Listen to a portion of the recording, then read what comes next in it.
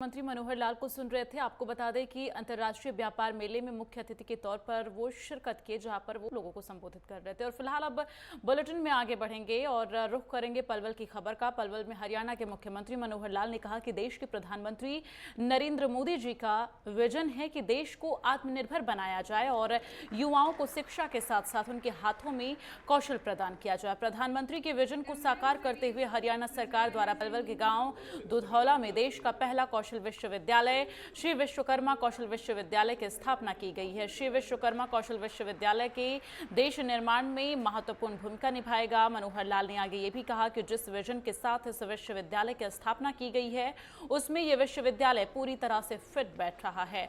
हम प्रदेश के युवाओं को कौशल में निपुण बनाने में सफल हुए हैं। उन्होंने कहा कि विद्यार्थी कौशल प्राप्त करके स्किल यूनिवर्सिटी से निकल रहे हैं। युवाओं के साथ स्किलिंग या कोई हुनर जुड़ जाता है तो उसकी डिमांड हर क्षेत्र में बढ़ जाती है। हुनर की बहुत बड़ी आवश्यकता है। पढ़ाई और हुनर में हमें अंतर समझने की जरूरत है। हुनर के बाद हम आगे बढ़ने के रास्ते पर जा सकते हैं।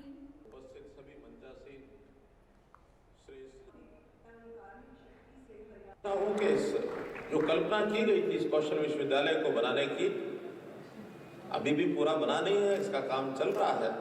लेकिन फिर भी कुछ लोग, हमारे छात्र युवा कौशल प्राप्त करके और यहाँ से निकल रहे हैं, काफी आज भी बैठे हैं। उनके चेहरे पर मैं तेज इस प्रकार का देख रहा हूं, जिनके अंदर एक आत्मविश्वास झलक रहा है कि हम यहाँ से कुछ सीख करके अपने जीवन यापन की दृष्टि से, निर्माण की दृष्टि से अपनी भूमिका, अपना योगदान ये हम कर पाएंगे।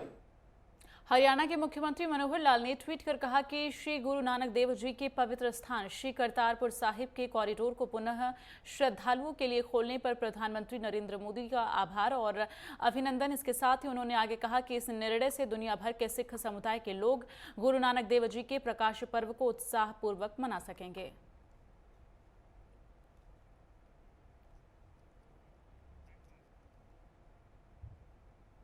गुरुग्राम में हरियाणा के मुख्यमंत्री मनोहर लाल ने कहा कि प्रदूषण को नियंत्रित करने के लिए एक कमेटी बनाई गई है, जिसमें इंजीनियर्स, नगर निगम गुरुग्राम के आयुक्त और उपायुक्त के अलावा संबंधित विभागों के अधिकारीगण शामिल होंगे। ये कमेटी प्रदूषण को कम करने पर मंथन करेगी और इसके लिए उपाय सुझाएगी। उन्होंने आगे ये भी कहा कि प्रदूषण को नियंत्रित करने के लिए ऑड इवन नियम लागू करने पर भी विचार किया जा रहा है। इस रिपोर्ट को देखिए।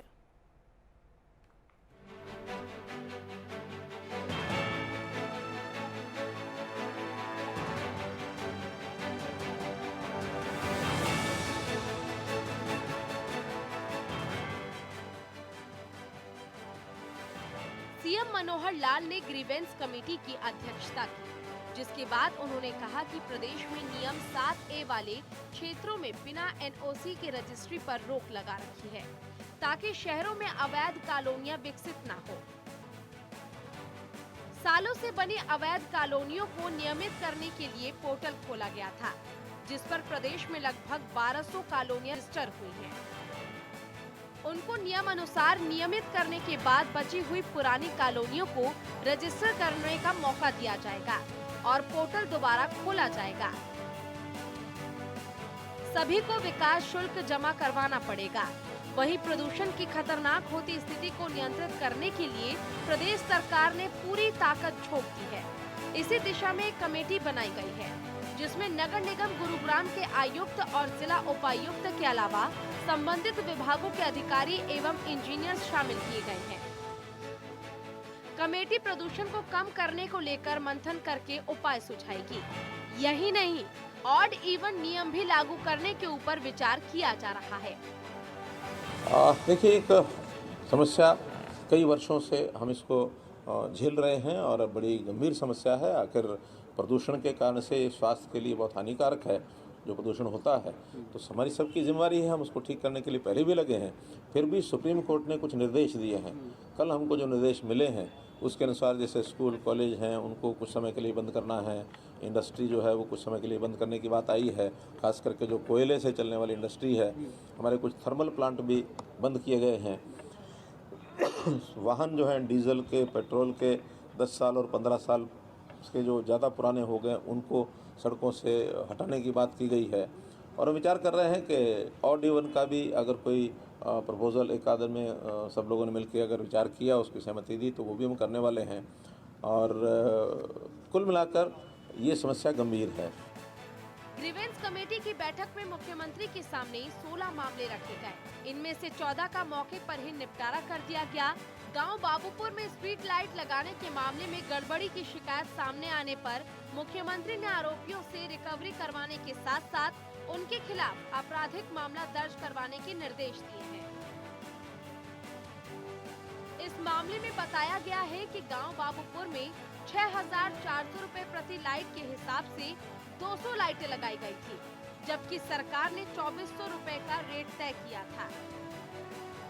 मामले की जांच पूरी हो चुकी है, जिसमें पंचायती राज के 3 अधिकारियों को दोषित पाया गया है। उनसे 23 लाख रुपए से अधिक की वसूली की जानी है। गुरुग्राम में ग्रीवेंस कमेटी की बैठक के दौरान कई मुद्दों पर चर्चा की गई। प्रदूषण को लेकर भी चर्चा की गई। प्रदूषण को नियंत्रित करने के लिए एक कमेटी बनाई गई है। ऑड इवन पर भी विचार किया जा रहा है। डेस्क रिपोर्ट, नेटवर्क है। ब्रेक के बाद एक बार फिर खबरों का रुख करेंगे। दिल्ली एनसीआर में प्रदूषण लगातार बढ़ता जा रहा है, जिसको देखते हुए गुरुग्राम समेत दिल्ली एनसीआर में सभी सरकारी और प्राइवेट स्कूल, कॉलेज और शिक्षण संस्थान आगामी आदेशों तक के लिए बंद रहेंगे। आपको बता दें कि एयर क्वालिटी मैनेजमेंट कमीशन ने आदेशों की अनुपालना रिपोर्ट 22 नवंबर तक मांगी है। गुरुग्राम के उपायुक्त डॉक्टर यश गर्ग ने दिल्ली एनसीआर और साथ ही अन्य क्षेत्रों में भी एयर क्वालिटी मैनेजमेंट के लिए बनाए गए कमीशन की हिदायतों का पालन करने के लिए सभी विभागों के अधिकारियों को आदेश दिया है।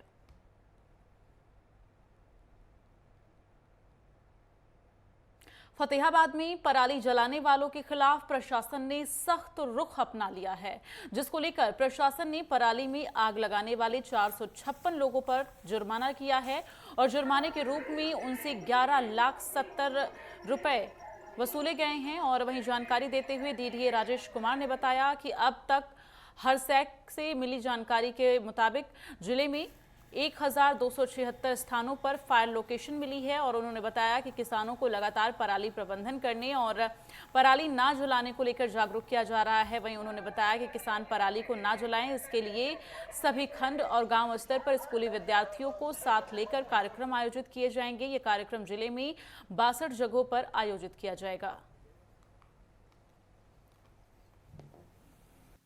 अब तक इस बार हमारे 1276 हैं जो फायर लोकेशन हैं, उन पे पराली की जो हमें हरसैक से प्राप्त हुई है। इसके अलावा 2020 में 1761 जो लोकेशन पे हरसैक से हमें जो फायर लोकेशन है वो मिली थी और अभी तक हमने 456 किसानों के चालान करके और उससे 11,70,000 हमने जो जुर्माना है वो वसूल किया है। और इस किसानों को जो पराली ना जलाने के लिए जागरूक करने के लिए हम अभी बहुत प्रयास कर रहे हैं। पहले भी हमने जो अवेयरनेस कैंप है वो लगाए थे। गोहाना में अभी तक फसल अवशेष जलाने के 60 मामले सामने आ चुके हैं, जिनमें से कृषि विभाग ने 22 किसानों को नोटिस भेजकर उनसे जुर्माना वसूल किया है। आपको बता दें कि सुप्रीम कोर्ट के आदेश और सरकार की सख्ती के बाद भी किसान पराली जला रहे हैं, जिसको लेकर कृषि विभाग ने अभी तक किसानों पर 50,000 का जुर्माना किया है और लेकिन उसके बावजूद किसान पराली जलाने से बाज नहीं आ रहे हैं। गोहाना कृषि विभाग के अधिकारी राजेंद्र मेहरा ने बताया कि किसानों को धान के अवशेषों और पराली नहीं जलाने के लिए जागरूक अभियान भी शुरू किया जा रहा है और गोहाना में कृषि विभाग ने जागरूकता रैली भी निकालकर किसानों को पराली नहीं जलाने का संदेश दिया है। लास्ट में बारिश ज़्यादा रही तो उसके कारण हमारी जो हाथ की कटाई के बजाय कंबाइन या हम कह सकते हैं मशीन से कटाई ज़्यादा हुई और देखा गया है कि जहाँ जहाँ मशीन की कटाई बिना SMS के रही है वहाँ आगजनी की घटनाएं ज़्यादा रही हैं। तो इसलिए इस बार अंदाजन 60 के आसपास हमारे अभी तक जो हरसैक से लोकेशंस आई हैं और उन पे 22 पे फाइन किया गया है। और हमारा किसान भाइयों से यही बार बार में अनुरोध है कि भाई वो जब भी अगर मशीनरी से ही हमने अपनी कटाई करवानी है तो SMS के साथ करवाएं, ताकि बाद में किसान भाइयों को अपनी फसल अवशेषों का प्रबंधन करने में दिक्कत ना आए। हरियाणा के जींद में आयोजित विपक्ष आपके समक्ष कार्यक्रम में भूपेंद्र सिंह हुड्डा पहुंचे, जहां अन्य विधायक भी मौजूद रहे और इस दौरान सांसद देवेंद्र सिंह हुड्डा, गीता भुक्कल और रघुवीर कादियान भी शामिल हुए। आपको बता दें कि कार्यक्रम में प्रतिपक्ष भूपेंद्र सिंह हुड्डा अपने विधायकों और पूर्व विधायकों के साथ जनता और कांग्रेस कार्यकर्ताओं की समस्या सुनेंगे। इससे पहले करनाल में कार्यक्रम का आयोजन किया गया था।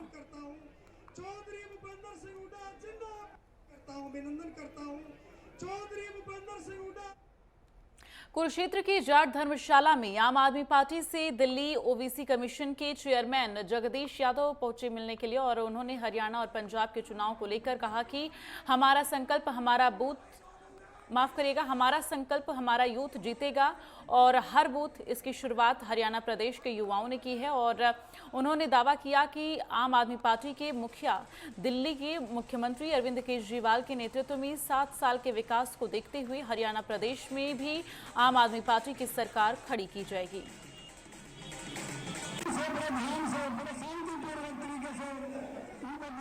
ये आज का हमारा संकल्प है कि हमारा यूथ जीतेगा हर बूथ। ये बहुत शुरुआत की है नौजवानों ने और मैं बधाई देता हूँ गौरव बख्शी जी को, सोनू नैन जी को, जिन्होंने यह आयोजन किया है।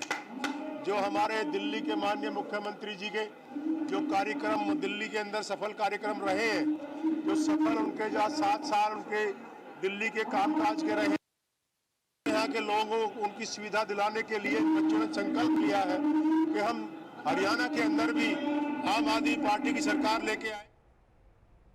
भिवानी जिले के चांग के राजकीय वरिष्ठ माध्यमिक विद्यालय के विद्यार्थियों के पर्यावरण संरक्षण के प्रति जागरूकता रैली निकाली गई। इस दौरान विद्यार्थियों ने रैली के माध्यम से किसानों और ग्रामीणों को फसल अवशेष प्रबंधन करते हुए धान की पराली न जलाने को लेकर जागरूक किया। आपको बता दें कि जागरूकता रैली को प्राचार्य कमलेश ढांडा ने हरी झंडी दिखाकर रवाना किया और जो गांव की मुख्य गलियों और चौक चौराहों से होते हुए वापस स्कूल प्रांगण में पहुंची। और इस दौरान विद्यार्थियों ने अपने हाथों में पर्यावरण संरक्षण को लेकर लिखे गए स्लोगन की पट्टियां अपने हाथों में ली हुई थीं।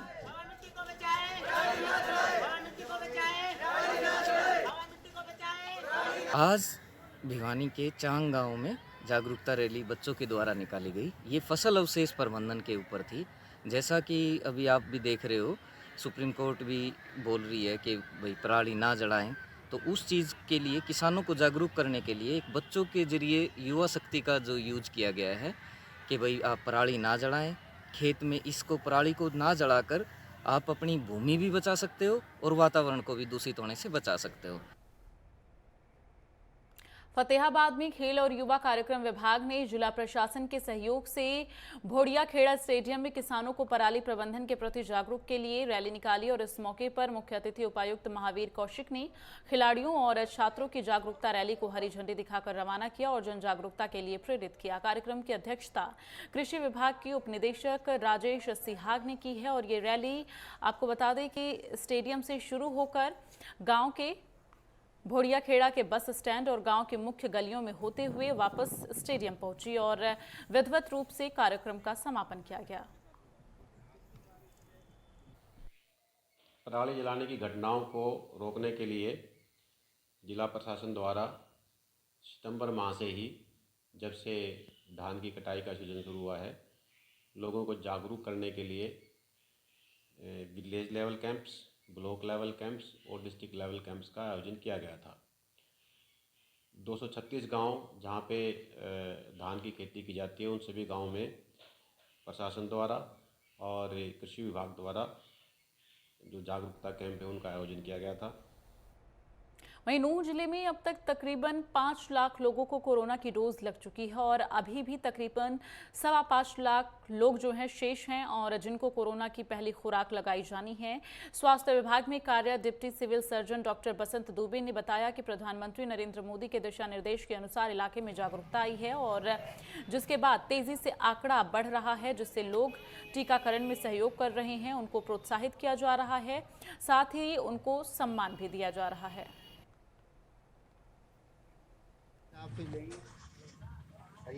मुझे 10% छूट मेडिसिन पे मिली है क्योंकि मैंने कोरोना का वैक्सीन लगवाया था। इनको सर्टिफिकेट दिखाना पड़ता है। उसके बाद में 10% दवाइयों में छूट ये देते हैं मेडिकल स्टोर वाले। तो मेरा सभी से यही अपील है कि सभी ग्रामवासी, सभी लोग अधिक से अधिक कोरोना वैक्सीन को लगवाएं। इसका कोई साइड इफ़ेक्ट नहीं है, मैंने भी लगवाया है और आप भी सभी लगवाएं और अपने देश के सेवा करने में सब योगदान दें।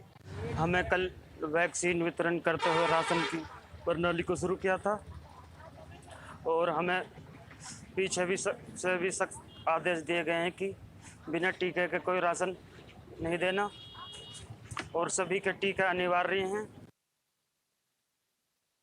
दस्तक मुहिम के तहत 2 तरह की टोलियां बनी है, जिसमें टीकाकरण टोली है जिसमें स्वास्थ्य विभाग के 4 लोग होंगे जो वैक्सीनेटर है ANM, उस बहन जी के साथ 3 और लोग, और वो टीकाकरण को सुनिश्चित करेंगे। और बिलावा टोली है एक, जिसमें दूसरे विभागों के लोग NGOs वो सम्मिलित होकर के घर घर जाएंगे, दस्तक करेंगे लोगों को। उनको पहली खुराक लगी है कि नहीं लगी, पहली लगी तो दूसरी कब लगनी है, और अगर वो पेंडिंग है तो वो लगवाएं, और दोनों खुराक जिनको लगी है उनको शाबाशी दें और उनको अपने साथ प्रोत्साहन के लिए लें। तो ये टीम सबकी लिस्ट बनाएगी, इनके ऊपर सुपरवाइजर होंगे, वो सुपरविजन करेंगे और जितने लोग बचे हुए होंगे उन सबको टीकाकरण केंद्र तक लेके आएंगे ताकि वो संपूर्णतः सुरक्षित हो सके। बहादुरगढ़ में ट्रेन की चपेट में आने से एक व्यक्ति की मौत हो गई। मृतक की पहचान मूल रूप से उत्तर प्रदेश निवासी संत कुमार के रूप में हुई है।